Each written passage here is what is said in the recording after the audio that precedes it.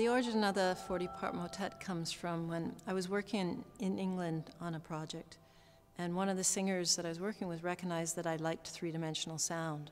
She said, "You have to listen to this."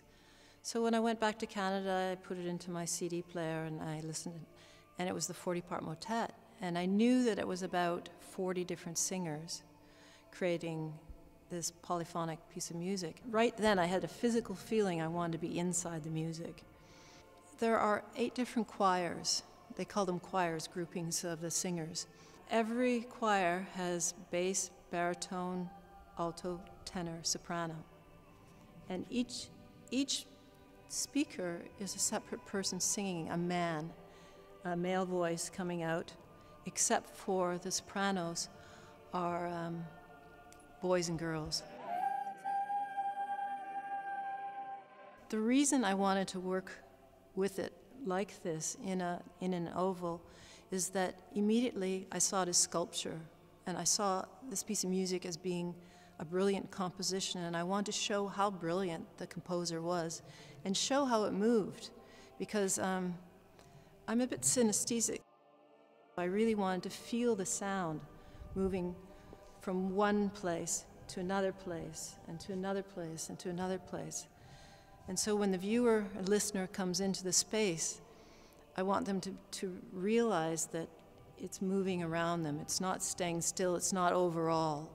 When I first went to the city, to university, I was just amazed at, I was overwhelmed with sound. And I think this sensitivity then got me into, I went through traditional fine art training, painting and printmaking and sculpture.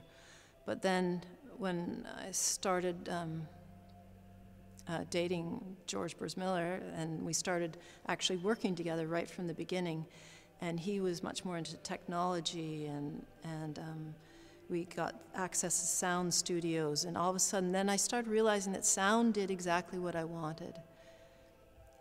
When I was working in printmaking and painting, I was always trying to make many different panels or some sort of narrative going on or some sort of continuous sort of thought that dealt with memory in a particular way.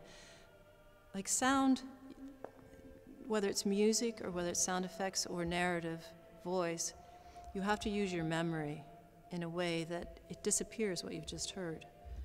I still, in my studio, I have tons of physical objects. I find lots of found objects and I put them together. I'm really, at my base, is a collage artist too. So in the way I approach sound is very much about collage. And so in ways I see the audio in that kind of way. If you could have cubist audio, it's kind of doing that. It's taking sources from all over. Like some of the soundtracks that we work with have recordings from 80 years ago or 50 years ago or 20 years ago, and then you're collaging them all together and making them into these collages of time and space. And sound has that ability to come into your body without any defenses put up.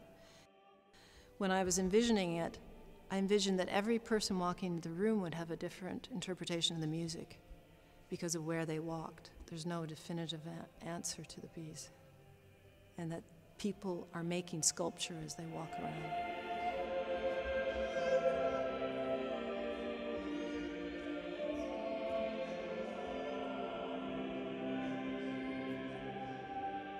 First 3 minutes of the piece, you hear, we call it the intermission. You hear people chatting, clearing their throat, saying, talking about the wires of the microphone. It brings the singers into this personal, normal person, kind of like down to earth. And then you see the function of music, what happens when people come together and singing, and then it becomes something else.